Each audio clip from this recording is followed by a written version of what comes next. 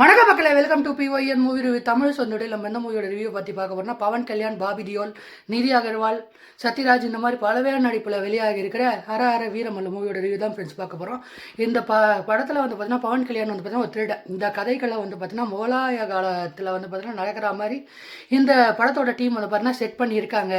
அதுக்கு தகுந்த மாதிரி பவன் கல்யாணும் வந்து பார்த்தீங்கன்னா அவரோட ரோலை வந்து பார்த்தீங்கன்னா திருடனாக வந்து பார்த்தீங்கன்னா எடுத்து வந்து பார்த்தீங்கன்னா பண்ணியிருக்காரு. இவர் வந்து பார்த்தீங்கன்னா ஒரு ராபின்ஹுட் மாதிரி, எப்படின்னா இருக்கிறவங்க கிட்ட திருடி இல்லாதவங்க கிட்ட கொடுப்பாங்க. கிட்டத்தட்ட ராபின்ஹுட் மாதிரி தான். அந்த மாதிரி அந்த கேரக்டர் வந்து பார்த்தீங்கன்னா பவன் கல்யாண். இவருக்கு வந்து பார்த்தீங்கன்னா ஒரு நியூஸ் தெரிய வருது, இந்த மாதிரி விலை மதிக்க முடியாத ஒரு கோகினூட் வயிறை வந்து பார்த்தீங்கன்னா ஒரு இடத்துல இருக்குது, அதை நீ தேடிட்டுனா நீயும் சரி உன் ஜன்னலுக்காக நீ எப்பயுமே தேடவே தேவையில்லைன்ற மாதிரி ஒரு நியூஸ் வருது. ஸோ அந்த வைரத்தை தேடி இவரும் போகிறாரு. இதுக்கப்புறம் இந்த கதையில் என்னதான் இருந்துச்சு, இதுக்கப்புறம் இந்த திருடனுக்கு என்னதான் ஆச்சு, இதுக்கப்புறம் இவர் அந்த வைரத்தை திருடினாரா இல்லையா, இதுதான் இந்த படத்தோட மற்ற கதை. இந்த படத்தில் பவன் கல்யாணோட பெர்ஃபார்மன்ஸ் வந்து பார்த்தீங்கன்னா ரொம்ப சூப்பராக வந்து பார்த்தீங்கன்னா இருக்குது. குறிப்பாக வந்து பார்த்தீங்கன்னா அந்த ஆக்ஷன் சீக்வன்ஸில் அவர் பண்ண பெர்ஃபார்மன்ஸ் வந்து பார்த்தீங்கன்னா அட்டகாசமாக வந்து பார்த்தீங்கன்னா இருந்துச்சு. குறிப்பாக அந்த ஆக்ஷன் சீக்வன்ஸ் எல்லாமே வந்து பார்த்தீங்கன்னா இந்த படத்தில் நல்லாவே இருந்துச்சு அப்படின்னு வந்து பார்த்தீங்கன்னா நான் சொல்லுவேன். இதை தவிர்த்து இந்த படத்தில் இருக்கிற சினிமாட்டோகிராஃபி என்னை பொறுத்த வரலும் சில இடத்துல நல்லா மாதிரி இருந்தாலும் சில இடத்துல வந்து பார்த்தீங்கன்னா ரொம்ப லெட் டவுன் பண்ணிருச்சு அப்படின்னு வந்து பார்த்தீங்கன்னா நான் சொல்லுவேன். இதை தவிர்த்து இந்த படத்தில் விஎஃப்எக்ஸ், எஸ்எஃப்எக்ஸ் எல்லாம் வந்து பார்த்தீங்கன்னா படத்தில் பட்ஜெட் எங்கேயோ எகிரிச்சின்னு நான் நினைக்கிறேன். ஏன்னா அந்த அளவுக்கு வந்து பார்த்தீங்கன்னா என்னப்பா விஎஃப்எக்ஸ் ஒரு ஓனாய் சீக்வன்ஸ் ஒன்று வரும், அந்த சீக்வன்ஸ் ஆகட்டும், அது நேரத்தில் மழை பாறையிலேருந்து கல் விழுறாம ஒரு சீன் வரும்.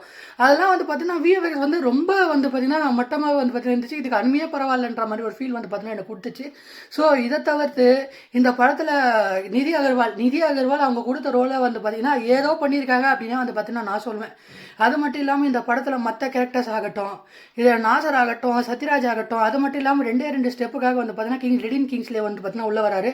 அவரும் வந்து பார்த்தீங்கன்னா அவர் 2 ஸ்டெப்பு வந்து பார்த்தீங்கன்னா போட்டு போகிறாரு. அவரும் வந்து பார்த்தீங்கன்னா அவர் கொடுத்த ரோலை வந்து பார்த்தீங்கன்னா சரியாக பண்ணியிருக்காரு அப்படின்னு நான் சொல்லுவேன். இதை தவிர்த்து நகரீஷ் ஃபர்கி, அனன்யா பரத்வாஜ், அதுக்கப்புறம் பாபி தியோல், இவங்க எல்லாருமே வந்து பார்த்தீங்கன்னா அவங்கவுங்க கொடுத்த ரோலை அவங்கவுங்க வந்து பார்த்தீங்கன்னா சரியாக பண்ணியிருக்காங்க அப்படின்னு வந்து பார்த்தீங்கன்னா நான் சொல்லுவேன். இதை தவிர்த்து இந்த படத்தில் பாட்டை பொறுத்தவரை என் மனசை தேடிட்டான ஒரு பாட்டு, கேட்கணும் குருவேன்னு ஒரு பாட்டு, அது மட்டும் இல்லாமல் வந்து பார்த்தீங்கன்னா இந்த படத்தில் இந்த 2 பாட்டுமே வந்து பார்த்தீங்கன்னா என்னை பொறுத்தவரை நல்லா இருந்தது அப்படின்னு வந்து பார்த்தீங்கன்னா நான் சொல்லுவேன்.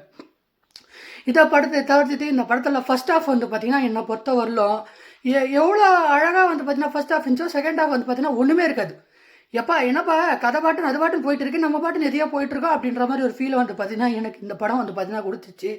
ஓவராலாக என்ன பொறுத்தவரையிலோ இந்த பவன் கல்யாணோட படம் பவன் கல்யாண் ஃபேன்ஸுக்காகவே தான் இந்த படம் பார்த்தீங்கன்னா பண்ணியிருக்காங்க.